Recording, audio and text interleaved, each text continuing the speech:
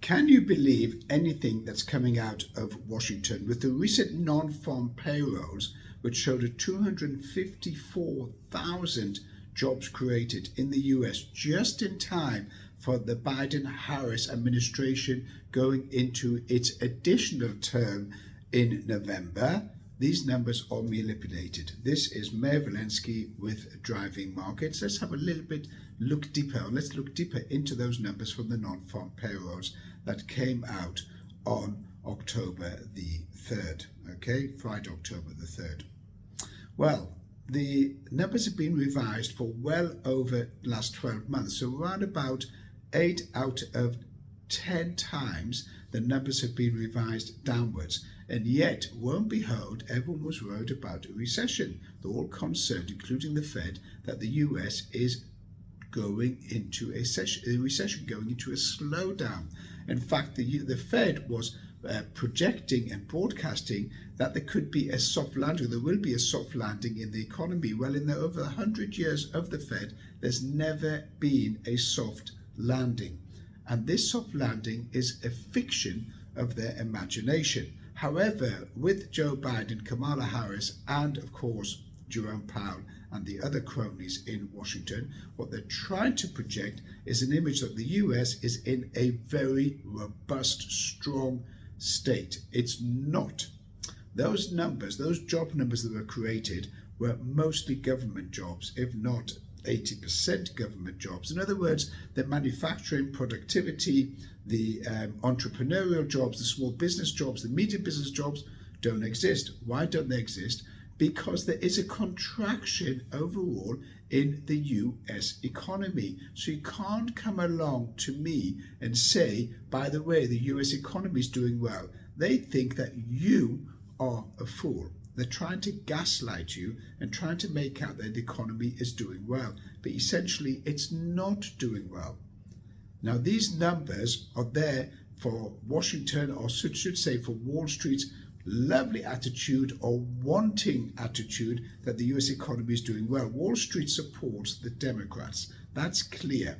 What Wall Street does not want is a cavalier, erratic president, how they view Donald Trump. What they want is business as usual. They want to get up in the morning, they want to go on the train, they want to have illegal immigrants, they want to have increasing terror. They just want to turn a blind eye to that. What they're really interested in is let's just get on with our life and let's forget about, like ostriches, sticking your head in the sand. Let's just look at what the economy is doing. But they're not looking at the whole picture, or they don't want to look at the whole picture, and they don't want to face the facts. What they want is let's kick the can down the road, business as usual. And all of this is going to backfire enormously. If Kamala Harris was to get in, there would be a significant drop in financial markets for the first 3 months, in my opinion, of her term. Now, she is going to introduce some radical tax changes in the US that will reduce overall productivity.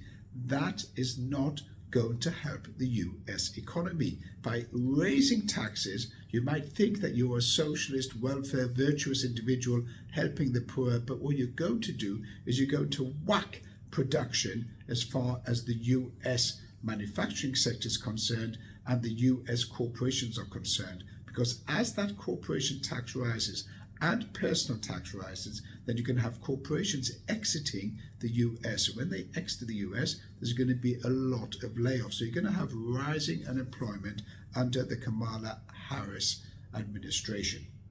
Now, rising taxes might sound good as far as the political agenda or the political exposure to pull in more and more voters. It might sound good in the voting polls. We're going to take money from the rich and we're going to give it to the poor. Well, the money doesn't get to the poor, that's number one. And the rich have very high level accountants and lawyers that could spend years going through courts fighting any type of tax increase or any type of tax liability that they would have as a result of the proposals that Kamala Harris has. Now, Washington, as we are all aware, is deep state. They don't want any change, and they're really worried and concerned regarding Donald Trump. There was more of a chance he was going to get in a couple of months ago, but now, because he comes out with some statements that seem a little bit ridiculous on the face of it, therefore his popularity has dropped. And also you've got a dancing candidate that goes to the school, shows her steps, but really has no idea whatsoever how to run an economy or how to run a country. She simply does not know how to interact with political leaders and has got little understanding of geopolitics. That is not good for a president. It is poor quality. A president should have a clear understanding of economics and a clear understanding of geopolitics. But considering that Washington does not want Donald Trump and wants to avoid and evade all the absolute clear hard-cut questions, then they are pushing the agenda and the narrative as hard as possible that Kamala Harris is the better individual to get in. She may be, who knows? I'm not saying she's not. What I am saying is that her economic policies are nowhere near robust enough to push America to elevated production and increase employment. So those non-farm payrolls that came out on Friday are not true. They're going to be revised downwards. They're probably mostly government jobs. We'll get more detail as we go along. But one thing for sure, there is rising real unemployment in the US and there's rising real inflation in the US. Both of those numbers are swept under the carpet and gaslighted to the public, so they won't actually see really what's going on, because they think Joe Public are fools, and Joe Public are not fools. Joe Public actually know how to behave, how to run an economy and how to run a household, and they have found, well, when the cost of living is rising, it's rising, and unemployment is rising, it's rising. Don't try and fool members of the public. They're very, very street smart. This is Meir Walensky with Driving Markets. You can share, subscribe, follow me on Instagram. I've got books on Amazon. And if you want to join the mentorship program, you can text me direct and more than happy to have you on board. Catch you later.